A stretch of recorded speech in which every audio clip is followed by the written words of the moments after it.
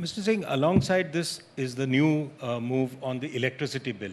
Now, that is another issue which is, being discussed over and over again.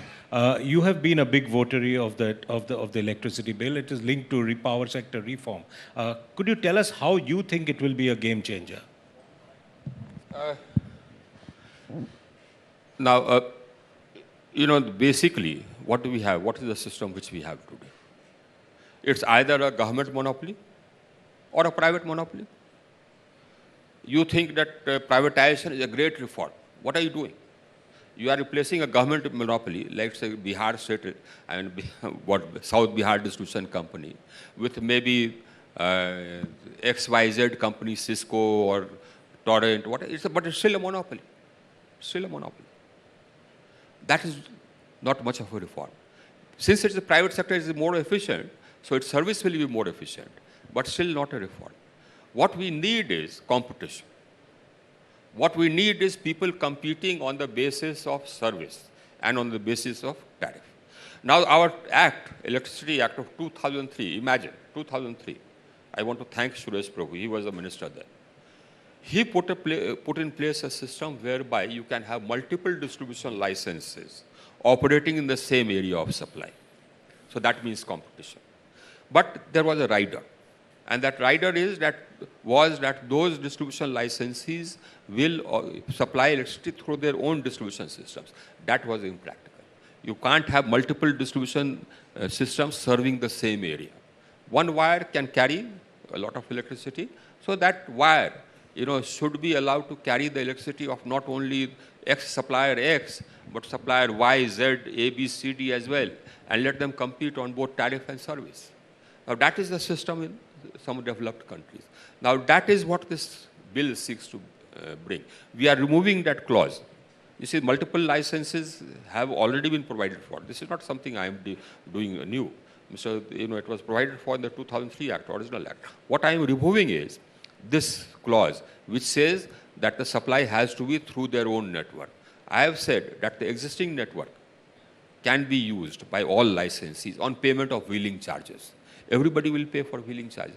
Whosoever owns the wire can transmit his electricity, and he will also have to mandatorily transmit that wire will have to mandatorily transmit the electricity of other suppliers as well. He'll get wheeling charges fixed by the regulator. So it brings in competition. That is one.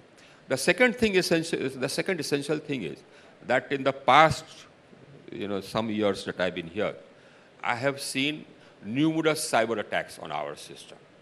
Numerous cyber attacks on us. We know where it is coming from. We have put in place mechanisms to ensure that we have an adequate defense, but those mechanisms need to be tested and need to be upgraded and need to be inspected. So we are empowering the National Load Dispatch Center, that they will ensure that the grid is secure. We have connected the whole country into one grid. Now that's great. Earlier we could transfer, say, about 33,000 megawatts from one corner of the country to another. Today I can transfer 112,000 megawatts, 112,000 megawatts from one corner of the country to another. We've added almost about 171,000 circuit kilometers, our government, 171,000 circuit kilometers. Now we are the largest single grid running on one single frequency with one operator, one central grid controller. But that has a downside. If you have one grid, then if you have any collapse in one corner, the whole grid is in danger. That's the downside of having a unified grid. So our cyber systems have to be strong. So we provided for that, for the national controller to have the authority for that. We are strengthening the regulatory systems. We are adding one more member. That's an order of the Supreme Court. The Supreme Court said that there should be a member of law. We are providing for that. And we are also giving them powers available to a civil court, which was necessary. And we've also provided, incidentally, what used to happen was that some regulators, because these regulators are appointed by the state governments, some regulators would act at the behest of state government, even to the extent of contravening the existing law and the tariff policy. So we provided that if there is a deliberate violation of law in any orders, that can be one of the grounds for removal of the regulators. Then renewable energy. we have emerged as one of the fastest growing renewable energy capacities in the world. We are the only major economy, whose energy transition actions are commensurate with a sub 2-degree rise in global temperature. We achieved our NDC 9 years in advance. We had pledged in COP21, our NDC was that by 2030, 40% of our capacity will be non-fossil.